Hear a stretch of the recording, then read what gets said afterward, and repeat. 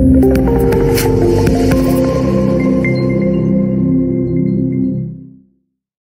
sejam todos bem-vindos, todas bem-vindas.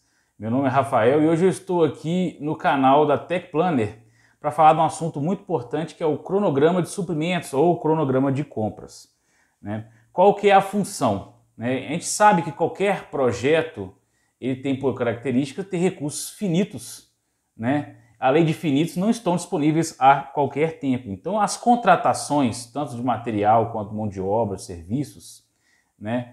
Elas têm que ser muito bem trabalhadas de acordo com o cronograma de execução da obra, né? É muito comum você pensar em uma obra onde, sei lá, um exemplo que eu sempre trago é de um prédio de luxo que a gente acompanhou, onde foi feita uma alteração em cima da hora no projeto da guarita, o engenheiro não se atentou e quando faltava ali 20 dias para entregar a obra, ele viu que o vidro da guarita nova que foi mudada ali era uma guarita blindada, ou seja, ele não teria tempo hábil para contratar, já que os fornecedores com menor prazo estavam pedindo mais de 60 dias para entrega desse vidro blindado, né? Ou seja, a obra que ficou lá totalmente finalizada e não pôde entregar porque não tinha vidro na guarita. Para que a gente evite situações desse tipo, é importante que se faça um cronograma de suprimentos. O cronograma de suprimentos é uma ferramenta que é, obviamente, totalmente atrelada ao cronograma físico da obra. O cronograma físico da obra traz lá, para cada item do orçamento, um prazo de início e término. E cada item de orçamento tem lá na CPU, nós já vimos isso em vários dos nossos vídeos, né, inclusive no canal da Realtar, tem lá na CPU os recursos para se executar aquele serviço, os materiais e a mão de obra para executar aquele serviço. Então, se eu sei que ele começa no mês 3 e termina no mês 5, esses recursos deverão ser aplicados ali. Mas tem uns pontos importantes que eu trago aqui hoje para a gente observar na hora de fazer esse cronograma. Um ponto importante na hora de montar o cronograma de suprimentos, por exemplo, se o serviço vai começar em junho, é saber quando que eu tenho que começar o processo de contratação, né? Se o serviço que vai começar em junho vai necessitar, por exemplo, de uma argamassa colante, né? Vou começar 1º de junho um assentamento cerâmico com AC3. Quando que essa AC3 tem que estar na obra? No mínimo, pelo menos no dia do início da execução do serviço. Mas qual que é o caminho que eu percorro entre abrir um mapa de coleta de preços, abrir todo um procedimento de contratação até a coisa estar entregue em obra? É um percurso longo. Então o primeiro ponto que a gente tem que observar é justamente esse lead time, ou então essa precedência entre começar um processo e o produto chegar no canteiro de obra. E isso varia, né? É importantíssimo que você faça, que a pessoa que está executando o cronograma de suprimentos, a pessoa de planejamento, consulte profissionais da área de suprimentos da empresa e entreviste-o perguntando sobre essas precedências, né? Vou até o caso dos suprimentos e vou perguntando, quanto tempo que o nosso fornecedor, quanto tempo que dura a negociação até a entrega, o início da negociação até a entrega de esquadria. Vou coletando, 90 dias, tal produto são só uma semana, enfim, vou pegando os produtos e vou recolhendo essa precedência. Por quê? Porque o cronograma de suprimentos não é um cronograma que começa quando o serviço começa, né? Ele começa quando inicia esse processo de negociação. Vocês podem reparar que esse cronograma que eu trago aqui é de uma obra que tem um orçamento com quase 1000 linhas e é um cronograma simplificado. Por que isso?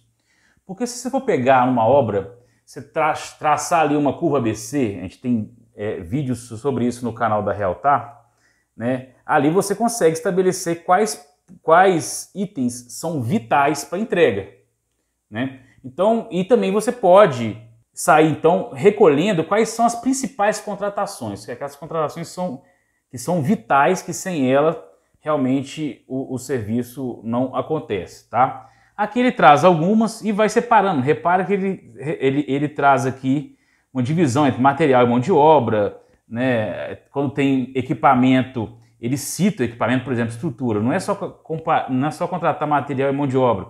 Tem também aqui ó, a cremaleira, mini grua, bandeja. Ou seja, tudo que eu preciso contratar para que comece o meu item de estrutura.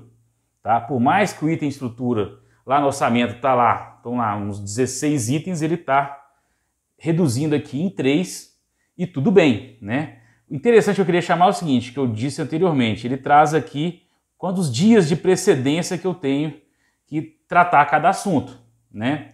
Então, o que são esses dias de precedência? É a distância que eu tenho que ter entre a data onde eu começo a fazer o meu processo de contratação até esse material ou esse serviço chegar ponto de ser aplicado na minha obra. Ou seja, eu tenho um cronograma um item estrutura que começa nessa parte aqui em 1º de agosto. 45 antes, ou seja, 3 de maio eu tenho que começar a trabalhar a contratação de material e mão de obra de estrutura.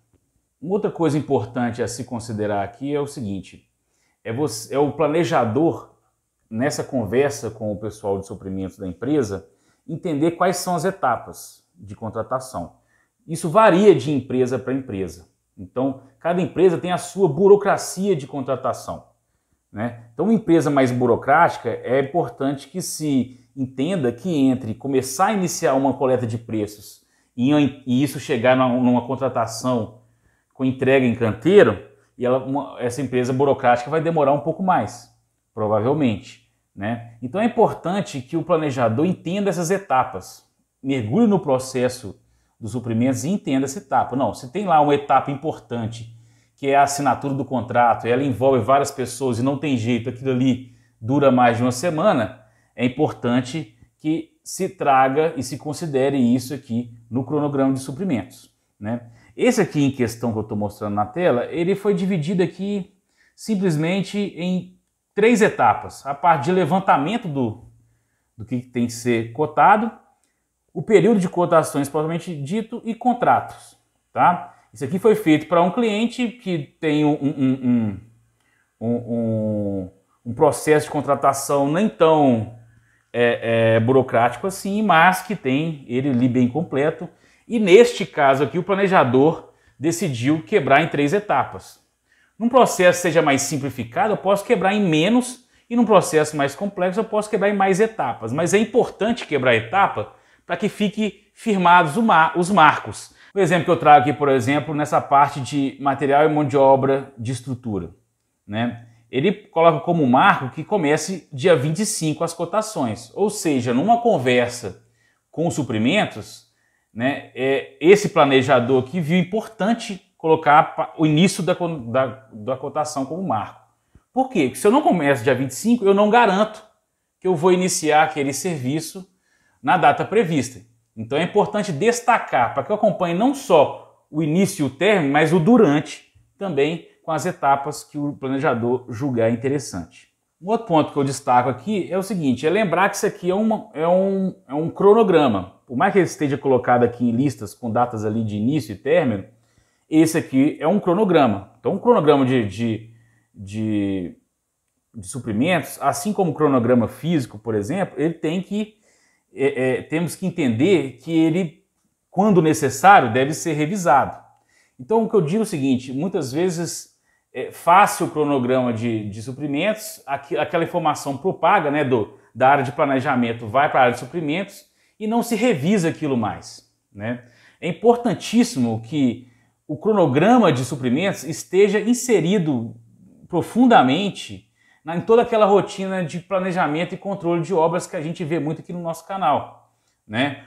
Dependendo de um resultado que se tem no controle de custos, isso pode gerar revisões no meu cronograma de suprimentos, porque talvez tenha que mudar um fornecedor, né? Um atraso de obra, com certeza, influencia o cronograma de suprimentos, nem se fala aqui, não, no caso, um adiantamento de uma obra, né? Uma obra estiver evoluindo na frente do cronograma, com certeza, se eu não atualizo o cronograma de suprimentos, ele fica defasado e acaba passando para o departamento de suprimentos informações e referências erradas, né? Então é muito importante que o cronograma de suprimentos fique inserido nessa rotina de planejamento e controle.